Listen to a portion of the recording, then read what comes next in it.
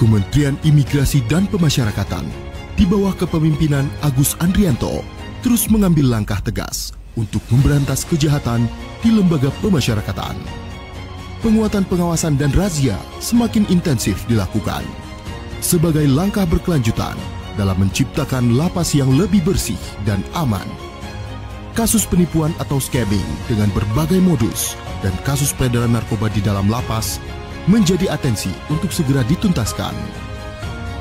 Demi menjaga ketertiban dan menciptakan rasa aman di masyarakat, langkah cepat pun dilakukan. Bersinergi dengan aparat penegak hukum, antara lain Kepolisian Negara Republik Indonesia dan Badan Narkotika Nasional.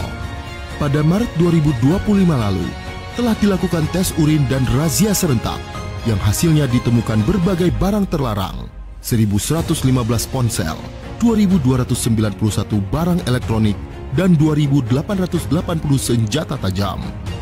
Di sisi lain, sebanyak 548 warga binaan yang berisiko tinggi telah dipindahkan ke Pulau Nusa Kambangan. Berdasarkan hasil penindakan dan asesmen, narapidana tersebut terindikasi masih mengendalikan peredaran narkoba serta penipuan online dari lapas dan rutan sebelumnya.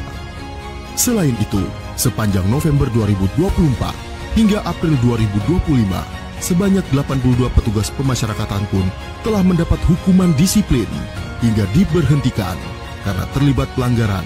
Dengan detail, 4 orang kepala UPT dinonaktifkan, 14 orang pejabat struktural dinonaktifkan, 57 orang dilakukan pembinaan dan pengawasan, 2 orang petugas ditahan oleh BNNP, 2 orang kepala UPT dalam pemeriksaan, 2 orang pejabat struktural dalam pemeriksaan, dan 1 orang petugas dalam pemeriksaan.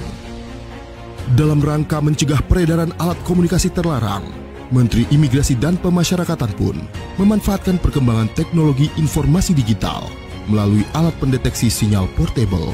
Tak hanya itu, Menteri Imigrasi dan Pemasyarakatan juga telah meresmikan Warung Telekomunikasi Khusus Lembaga Pemasyarakatan atau Wartel Suspas sebagai sarana pemenuhan kebutuhan komunikasi warga binaan dengan keluarga. Untuk mengurangi risiko pengulangan pidana, program pembinaan turut dilakukan bagi tahanan, narapidana, dan anak binaan yang membutuhkan rehabilitasi sehingga dapat lepas dari ketergantungan terhadap obat terlarang.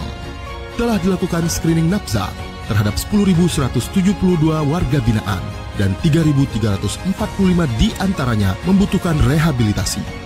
Kementerian Imigrasi dan Pemasyarakatan berkomitmen untuk menciptakan lapas yang bersih, aman, dan terbebas dari kejahatan melalui penegakan hukum yang beriringan dengan pembinaan demi terwujudnya pemasyarakatan yang modern, transparan, dan humanis dalam menciptakan stabilitas keamanan menuju Indonesia Emas 2045.